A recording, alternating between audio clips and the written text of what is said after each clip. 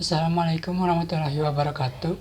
Nama saya Dean Farhan Lazuardi dengan NPM 988-240-5120-111009. Di sini saya akan memaparkan materi menghitung lifetime value. Pada tahap ini kita akan menghitung untuk mengetahui apakah bisnis kita akan berkelanjutan dan menarik menurut sudut pandang ekonomi mikro. Perhitungan lifetime value atau LTV bersama dengan perhitungan cost of customer acquisition atau COCA akan membantu Anda menentukan seberapa menguntungkan bisnis kita di beachhead market.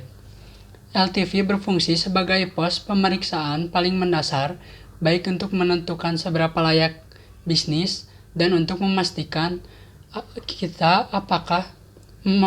pemahaman kita dengan jelas apa yang akan mendorong keberlanjutan dan profitabilitas bisnis sehingga kita tetap fokus untuk berjalan maju. Semua proses yang telah kita lakukan di langkah sebelumnya seperti mendefinisikan DMU, memetakan proses akuisisi pelanggan, mengidentifikasikan inti dan rencana untuk menumbuhkannya akan membantu kita secara logis memperkirakan unit ekonomi dari waktu ke waktu. Besar perubahan dalam faktor-faktor ini, seperti DMU, dapat secara dramatis memengaruhi unit ekonomi kita. Jadi sangat penting untuk tetap memperhatikan untuk menjadikannya senyata mungkin dan mencatat setiap perubahan di dalamnya dari waktu ke waktu. Walaupun nilai terakhir LTV kemungkinan akan menjadi rentang dan belum tentu benar pertama kali ketika kita membuatnya, sangat penting untuk memahami apa yang mendorong nilai LTV. Dengan kata lain, kita perlu tahu lebih dari sekedar nomor. Kita perlu memahami faktor-faktor yang mendasarinya, sehingga kita bisa memahami risiko kita dan bagaimana kita dapat meningkatkan LTV dari waktu ke waktu. Ini juga akan membantu kita ketika kita mendapatkan pelanggan yang membayar nyata dan kita perlu menganalisis apa LTV mereka dan bagaimana trennya. Ini adalah bagaimana dan kapan kita akan membuat penyesuaian untuk terus memantau apakah ekonomi unit kita berada di jalurnya untuk masa depan yang layak, berkelanjutan, dan menarik. Berikut ini merupakan input utama yang perlu kita pahami untuk memperkirakan LTV. Yang pertama, ada aliran pendapatan satu kali. Biasanya jika ada uang, muka biaya untuk produk kita, itu merupakan sumber pendapatan satu kali. Yang kedua, aliran pendapatan berulang. Berlangganan dan pemeliharaan biaya, serta pembelian berulang bahan habis pakai, semuanya merupakan pendapatan berulang. Yang ketiga, peluang pendapatan tambahan. Jika ada kesempatan untuk meningkatkan pelanggan, di mana pelanggan membeli produk tambahan dengan sedikit usaha tambahan dari tim penjualan kita, sertakan ini sebagai aliran pendapatan. Ingat, untuk mempertimbangkan DMU dan siklus penjualan, kita perlu menghitung sebelumnya. Meremehkan salah satu dari ini dapat membawa kita ke pandangan yang menyimpang. Yang keempat, margin kotor untuk setiap aliran pendapatan kita. Margin kotor merupakan harga produk kita yang dikurangi biaya produksi pembuatan sebuah produk individu.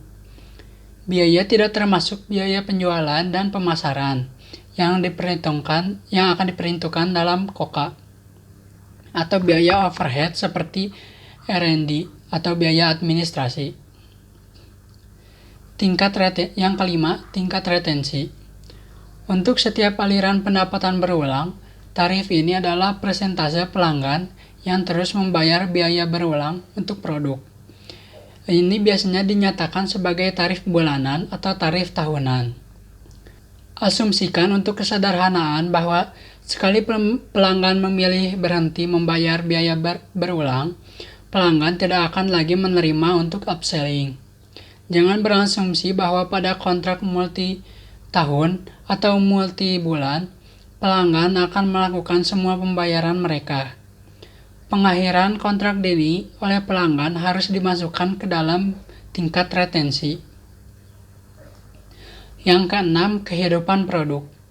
Untuk setiap aliran pendapatan satu kali, ini adalah panjangnya waktu yang Anda harapkan produk bertahan sebelum pelanggan perlu kembali membeli pengganti atau menghentikan penggunaan produk. Yang ketujuh, tingkat pembelian produk selanjutnya. Untuk setiap aliran pendapatan satu kali, ini adalah persentase pelanggan yang akan membeli produk pengganti dari kita ketika produk saat ini telah mencapai akhir masa pakainya. Yang kedelapan, tarif biaya modal untuk bisnis kita. Dinyatakan sebagai tarif tahunan, ini adalah beberapa biaya kita dalam hutang atau ekuitas untuk mendapatkan uang dari investor untuk bisnis kita. Untuk pengusaha baru yang tidak memiliki track merekam dan baru saja memulai, nomor yang sesuai kemungkinan besar antara 35 dan 75% per tahun. Satu angka ini sangat tinggi karena investor memberi kita uang yang tidak bisa dia dapatkan kembali selama bertahun-tahun. Investor juga mengambil risiko besar karena kita merupakan bisnis baru. Kedua faktor ini berarti bahwa investor akan membebankan kita dengan banyak premi untuk modal. LTV adalah nilai sekarang bersih dari keuntungan kita dari tahun 0 hingga tahun 5. Sebagai bisnis baru, kita akan menghitung LTV selama periode 5 tahun. Ketika memproyeksikan lebih dari 5 tahun, biaya modal gabungan untuk startup sangat tinggi sehingga meniadakan nilai yang diberikan pelanggan kita kepada kita melampaui 5 tahun. Pelanggan masih memiliki nilai bagi kita lebih dari 5 tahun, tetapi kita juga harus memperhitungkan tingkat biaya modal kita ke dalam perhitungan. LTV dinyatakan dalam dolar per pelanggan. Jadi untuk menghitungnya, kita akan menggunakan harga yang dibayar oleh pelanggan individu. Untuk setiap aliran pendapatan, kita akan menggunakan margin kotor dan retensi tingkat untuk menghitung keuntungan kita untuk tahun pertama pelanggan kita membeli produk dari kita atau tahun 0 serta 5 tahun berikutnya. Kemudian kita akan menjumlahkan keuntungan di semua aliran pendapatan untuk setiap tahun. Kita perlu melakukan satu hal lagi sebelum kita dapat menambahkan angka keuntungan dan mendapatkan LTV, meskipun perhitungan terakhir disebut present value atau di atas biaya modal yang mendiskontokan laba dan memperhitungkan bahwa investor kita akan perlu untuk menutup dengan bunga investasi mereka. Nilai sekarang untuk tahun 0 sama dengan keuntungan tahun itu. Hitung nilai sekarang untuk keuntungan setiap tahun di luar tahun 0. Gunakan rumus nilai sekarang sama dengan laba dikali 1 dikurang biaya tingkat modal pangkat T, di mana T jumlah tahun setelah tahun 0. LTV dengan sendirinya tidak akan memberitahu kita seberapa menarik bisnis kita. Untuk ini kita juga perlu menghitung KOKA yang akan kita lakukan di masa mendatang. Ada banyak faktor skenario lain yang perlu dipertimbangkan ketika menentukan nilai seumur hidup pelanggan kita. Bahkan jika LTV kita terlalu rendah untuk produk kita menjadi layak, kita harus mempertimbangkan apakah elemen-elemen ini, kemudian mempertimbangkan apakah kita dapat mempengaruhi LTV kita secara positif dengan beberapa penyesuaian. Yang pertama, keputusan model bisnis sangat penting. Pilihan kita dalam model bisnis dapat sangat mempengaruhi LTV dan jumlah pendapatan kita. Model pendapatan berulang seperti model langganan sering meningkatkan pendapatan tetapi membutuhkan tambahan modal dari investor di muka, dan dengan demikian memiliki biaya modal yang sangat tinggi. Pengisian satu kali di muka dapat dikurangi jumlah modal yang kita butuhkan untuk memulai, tetapi tidak sebanyak menguntungkan secara berkelanjutan. Yang kedua, LTV adalah tentang keuntungan, bukan pendapatan. Margin kotor kita dan biaya tingkat modal merupakan bagian integral untuk menentukan LTV yang akurat. Yang ketiga, biaya overhead tidak diabaikan. Untuk menyederhanakan perhitungan LTV, overhead tidak termasuk, tetapi untuk menjelaskan ini, LTV harus jauh lebih tinggi dari KOKA. Yang keempat, margin kotor membuat perbedaan besar. Membungkus produk inti bermargin rendah, kita dengan produk tambahan bermargin tinggi akan secara substansial membantu LTV kita. Yang kelima, tingkat retensi juga sangat penting. Semakin lama kita bisa mempertahankan pelanggan, semakin baik LTV kita.